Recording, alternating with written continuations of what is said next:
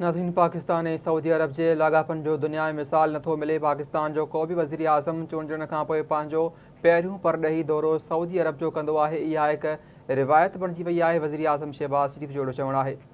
वज़ीर आज़म शहबाज़ शरीफ़ जो सऊदी मीडिया के इंटरव्यू संदसि चवणु आहे त ॿई मुल्क अमन ऐं ख़ुशहाली में भाईवार आहिनि। सऊदी वली अहद पाकिस्तान सां लाॻापन में इंतिहाई मुख़लिस आहे। मोहम्मद बिन सलमान सऊदी अरब जो नक्शो बदिलाए छॾियो आहे। सऊदी परॾेही वज़ीर जो पाकिस्तान जो दौरो इंतिहाई कामयाब रहियो।